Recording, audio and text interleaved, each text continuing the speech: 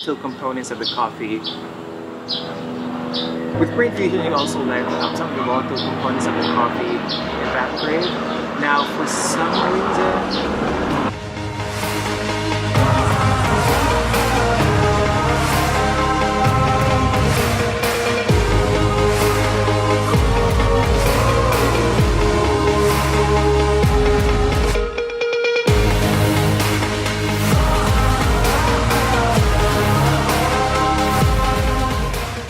Morning, I'm Jericho from Palakape and welcome to this mini-series about making coffee using manual brewing equipment.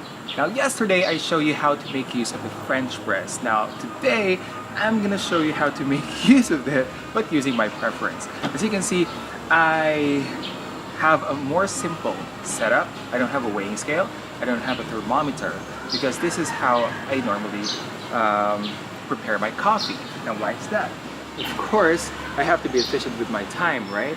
So I already have a visual memory of how much coffee I want per cup, and normally I use a mug which is about 10 to 11 ounces, so this is definitely more than, you know, the proper cup of 6 ounces.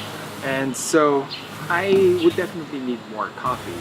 But even so, normally I would actually consume more coffee per cup. Like one time, out of curiosity, I just tested how many grams of coffee I use. So I scooped the amount of coffee that I normally use and then tried to weigh it, and I noticed that I would use 15 to 20 grams of coffee per cup. And so for this size, maybe it could reach up to 25 grams. It really this is how I would usually prepare coffee using the French press, but with a faster pace.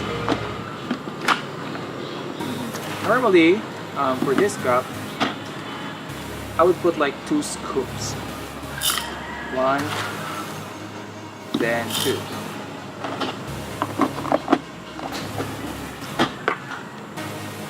Then we grind it. Oh, of course, we have to boil water.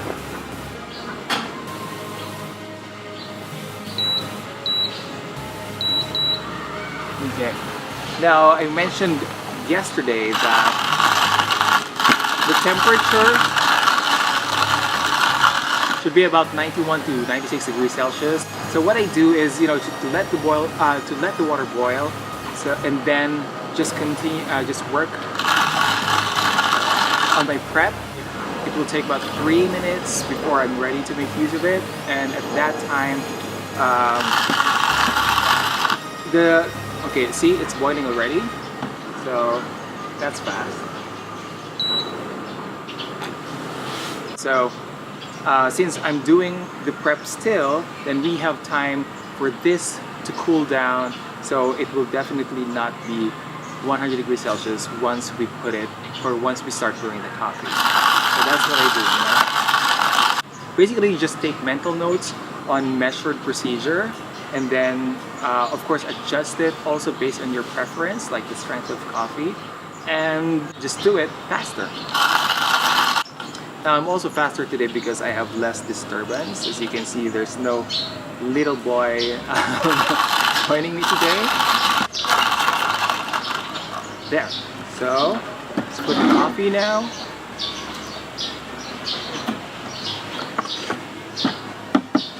Yummy.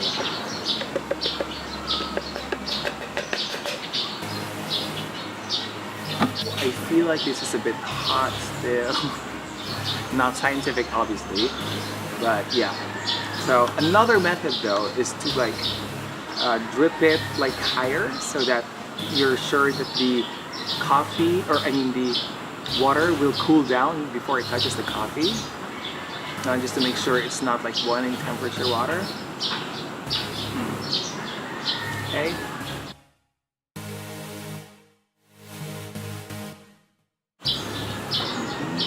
So we wet the coffee beans first. Pre-infusion.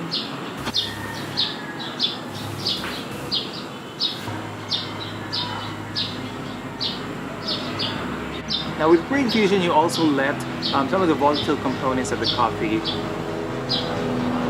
With pre-infusion, you also let some of the volatile components of the coffee evaporate. Now, for some reason, usually the practice is you pre-infuse the coffee, like you wet the coffee grounds first and let the water sip through it before you add more coffee, before you add more water. Now, I don't know exactly the reason for that, but for some reason, I noticed the coffee tastes better if you do it that way. Okay, so that's 30 seconds to about a minute, and then basically fill this. I use this metal container as a marker, like this. I fill it up to here or a bit less than that. Because the amount of coffee that you prepare would be enough for this month.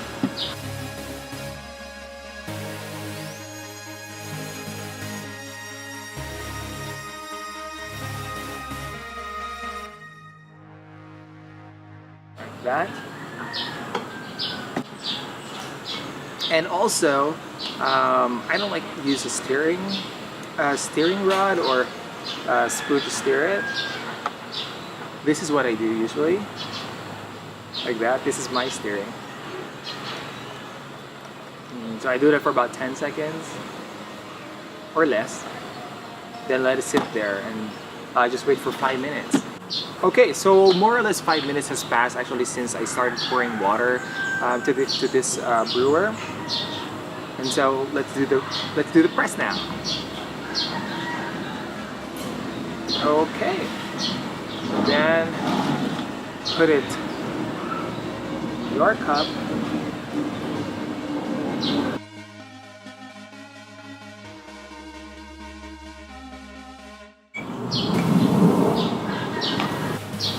So as you can see, it doesn't fill this mug.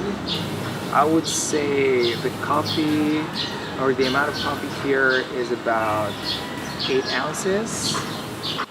And so I'm gonna enjoy my coffee. Kind of peaceful this episode, isn't it?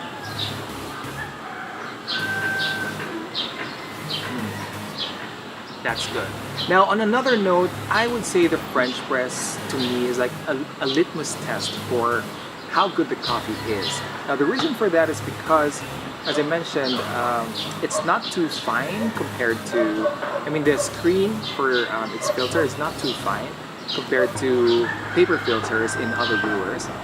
And so the flavor of coffee basically diffuses to the water, and there's no other filter that can absorb some of the taste that could be present in your coffee.